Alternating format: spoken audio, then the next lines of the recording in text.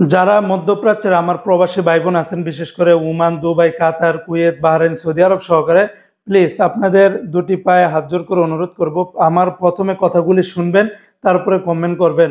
Recently আপনারা জানেন গতকালকে থেকে ইরান যে মধ্যপ্রাচ্যের মার্কিন ঘাঁটিগুলোতে যে হামলার যে অবস্থা, সেটা ইতিমধ্যে আমাদের বাংলাদেশি প্রবাসী ভাইরা সেই ধরনের ভিডিওগুলা এবং অনেক ধরনের কথাবার্তা, অনেক ধরনের পোস্ট, আবেগে হোক বা যেটাই হোক না কেন, আপনাদের দায়িত্ব থেকে আপনারা হয়তো বা পোস্ট করে যাচ্ছেন, কিন্তু আপনারা হয়তো জানেন যে আরব দেশগুলো হচ্ছে রাজতন্ত্র দেশ।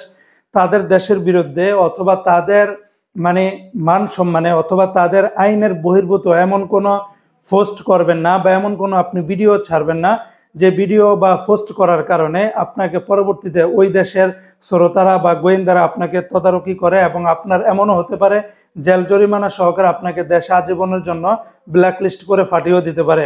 ইতিমধ্যে আমরা দেখেছি অনেক প্রবাসী ভাইরা যে জায়গাতে ইয়েগুলো পড়েছে সেখানে ছবি বানাচ্ছে, ভিডিও বানাচ্ছে। দেখুন, আমরা প্রবাসী ভাই এখন আগে পরের আমাদের অভিজ্ঞতা থেকে বলতেছি, বিভিন্ন সময়ে প্রবাসীরা শুধুমাত্র আপত্তিকর টিকটক ভিডিও বা বিভিন্ন ধরনের পোস্ট দেওয়ার কারণে তাদেরকে গ্রেপ্তার, জেল জরিমানা, পাশাপাশি দেশেও পাঠানোর মতো ঘটনা ঘটে গেছে আরব দেশগুলোতে।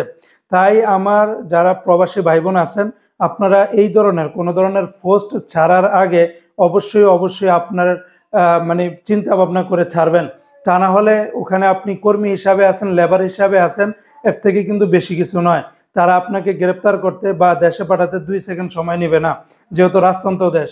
এটা আপনারা সবাই জানেন, এটা আবার নতুন কথা না, কিন্তু আমি আপনাদেরকে জাস্ট স্মরণ করিয়ে দিচ্ছি। অনেকে হয়তো প্রতিনিয়ত পোস্ট করে যাচ্ছেন, তাই আপনাদেরকে এই উদ্দেশ্যে কথাগুলো বলা। সবাই যার যার অবস্থান থেকে ভালো থাকবেন, অবশ্যই যার যার অবস্থান থেকে সেফলিভাবে চলাচল করবেন। দোয়া করি আল্লাহ পাক যেন সবকিছু সহজভাবে সঠিকভাবে যেন পরিচালনা করে।